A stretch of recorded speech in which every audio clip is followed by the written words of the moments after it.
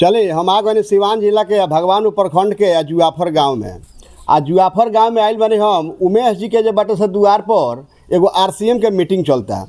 अब थोड़ा सा कुछ सवाल हमरो मन में जो बाटे से आरसीएम के प्रति बा आ कुछ सरों से जानल जाए जो मान ली कि उहों से कुछ समझल जाए आरसीएम के बारे में।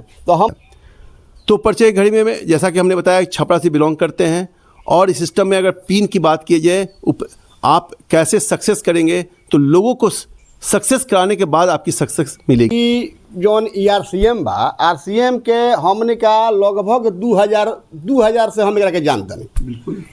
तो मान लें कि आरसीएम पर लोग काम करे खातिर आवेला, पूरा तहलका मच जाए, पूरा एरिया में तहलका मच जाए। आरसीएम आ गई, बहुत बढ़िया बेनिफिट बा, बहुत फायदा बा।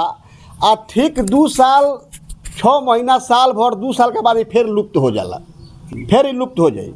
फिर जब बटे 2-4-5 साल के बाद जब बस जागी फिर फिर जान आई।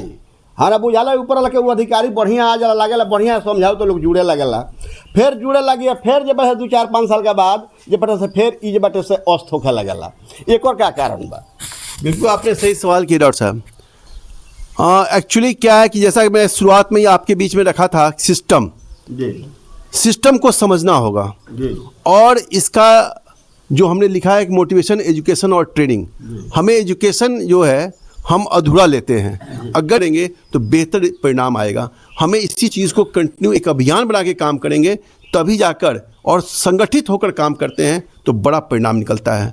तो मैं यही बात करना चाहूँगा कि हर साथी को पहले सिखाने का प्रयास कीजिए।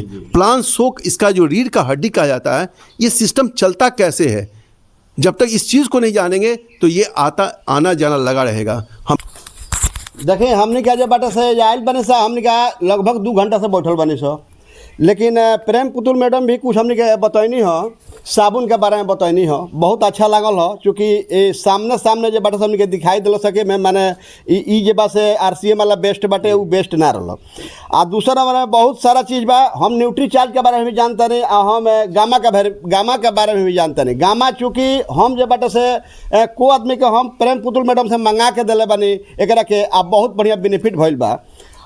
अब रह गल कि न्यूट्री चार्ज बा, एकरा बारे में भी हम जानते नहीं। प्रोटीन पाउडर के बारे में भी जानते नहीं हम। आलू के हम दिले भी बानी, आलू का फायदा भी भइल बाटे।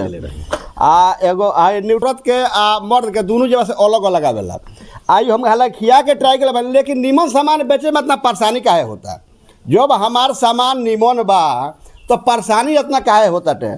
तो आदमी का थोड़ा सा ए पर विचार करे के चाहिए, क्योंकि हमने का सारा सिस्टम जो बात हम समझनी है सो बड़ा बढ़िया सिस्टम भी लागल हमने का समझला से।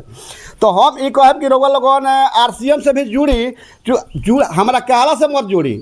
रउआ जे बाटे से रउआ गांव देहात में जे अगर केहू काम करता आरसीएम में ओकरा संगे कोनो मीटिंग में जाई, आ मीटिंग में जाके पहले समझी ओकरा के जे का बा आई काहे खातिर सब प्रक्रिया होता और सारा ई प्रक्रिया होता के स्वस्थ रहे खातिर और पॉकेट में 10 गो रुपया रखे खातिर मेन उद्देश्य करी है सामान किनी। तो आरसीएम में अच्छा सामान किनी, अच्छा सामान मिलता, स्वस्थ भी रहता नहीं, दूसरा नंबर के पॉकेट में 10 गो रुपये आ जाता। तो ऐसा हमारा बहुत अच्छा लगल हो। हमार प्रयास रहे कि रोगो लोगन जुड़िए में बहुत बढ़िया जब बटे से हमने 2 घंटा या बैठ के समय दे के तब तो संग हम बोलते नहीं, बतियाओ तनी, बात समझाओ तनी। तो ऐसे रोग लोगों को जुड़ी आरसीएम में बहुत बढ़िया चीज़ बा। चलिए बहुत बहुत धन्यवाद।